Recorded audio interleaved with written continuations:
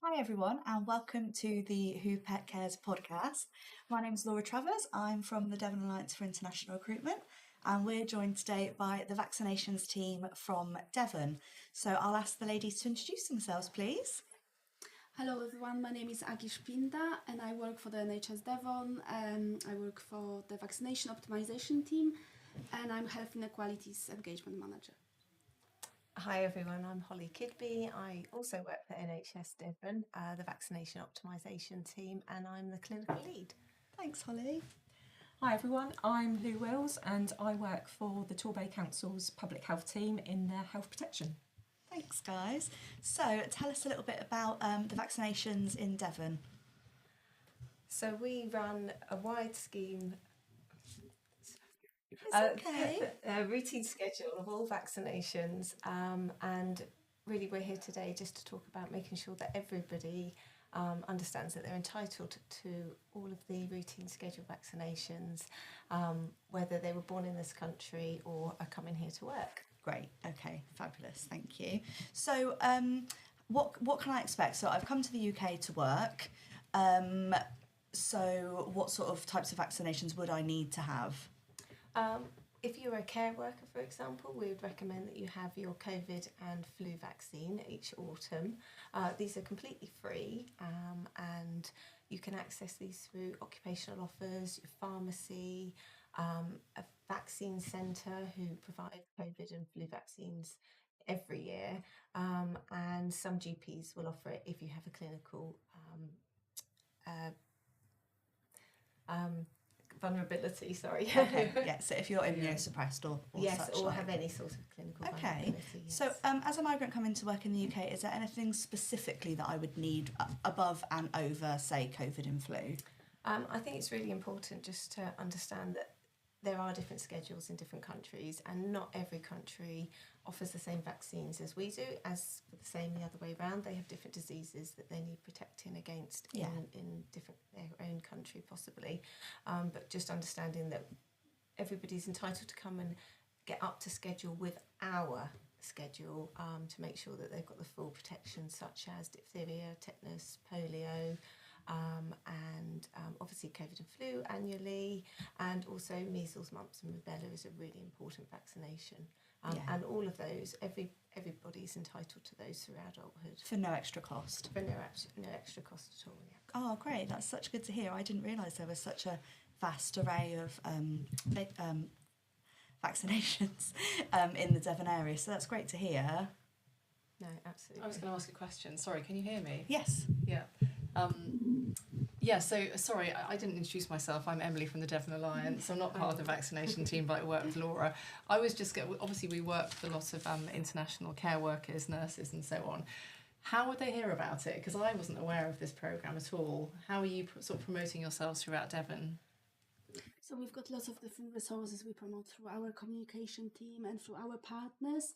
So we do lots of radio podcasts as well, and radio ads.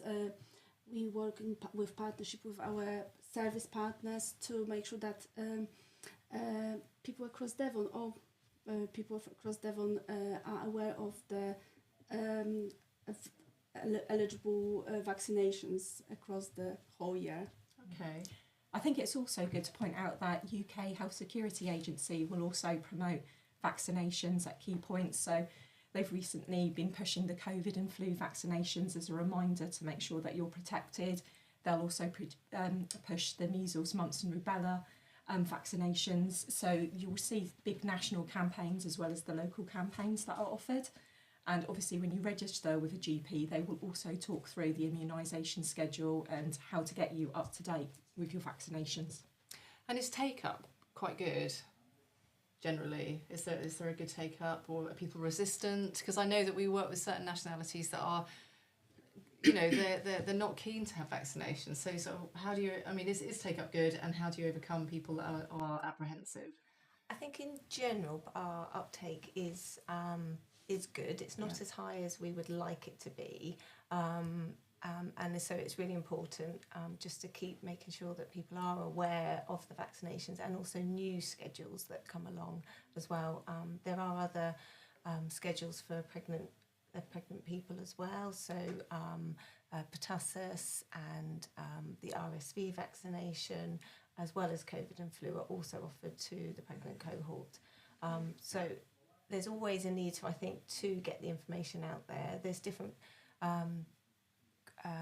groups of people, cohorts of people that will automatically take up all vaccines, and there'll be others that maybe need a little bit more confidence and a little bit more understanding. And sometimes, if it may be migrant workers, it's getting the information in their own language so they have a better understanding what these vaccines are about and how they were going to protect them and possibly their children or their unborn baby. We also try to understand the reason for low vaccine confidence within our Devon community. So we do a lot of engagement and involvement work. So, for example, one of our projects we've been running at our vaccination optimization team is it's a vaccination champion program, where we've been recruiting vaccine champions from across different communities in Devon. Those vaccine champions are community leaders within their own communities, so they are trusted people within their own communities, and we work with them when they go out and provide reassurance and information about vaccinations. That's brilliant. That is Sorry to great. take over. No, not at all. Just leave it there. It's fine. I especially liked when you said that you have all the information about vaccinations in a load of different languages, so it's accessible to everybody. I really like that. Yeah, and there's always people that you can ask. You can reach out to your GP surgery. You can reach out to the local council and also to the vaccination teams, the vaccination sites, and we are here to support people in making sure that they feel comfortable and understand what they're accepting. Most importantly, that does help with consent. So, Yeah, of course. we really do want to support people, and I think GPs are the main source, which would be really useful for migrant workers. It's really important that when they come over to work, that they do register at a GP surgery. They don't need to have proof of ID or an address, and all vaccines are free through the GP surgery, so they will get the advice they need there and hopefully the support that they reach out for.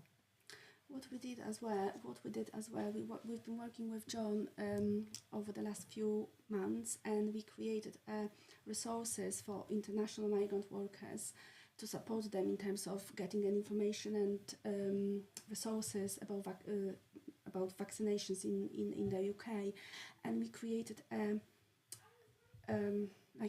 place at Infra 360 website with all those resources, and different languages are also available in terms of reading about vaccination schedules in the UK. So I would really encourage people who work with the international migrant workers in Devon to look at the Infra 360 page and get those resources. They are trusted resources, and we worked together with DISCA to bring that page alive and for people to use it. That sounds great. Brilliant. Yeah, really good. good. Is there anything else that you wanted to add on top of this at all? I think it's just important as well for our migrant workforce to also consider their families. So thinking about the vaccinations that they can have for themselves, so they can have the measles, mumps and rubella to catch up for themselves, but also to think about the vaccination schedules that they can access for their family as well. They are also there available free of charge. It's all funded by the NHS, so to access them and ask those questions. Don't be afraid to ask the question and find out the information from a trusted source. That's really interesting to hear. I didn't realise it was family as well, so No. really great to hear. It's really good to hear about the support that's in place for not just our migrant workers but their family as well in the UK. Yeah. Thank you everybody for coming to speak to us today and for your time. Yeah, that's it from us. Thanks for joining us everybody, and we'll see you next time. Thank you for Thank having us. you. Pleasure.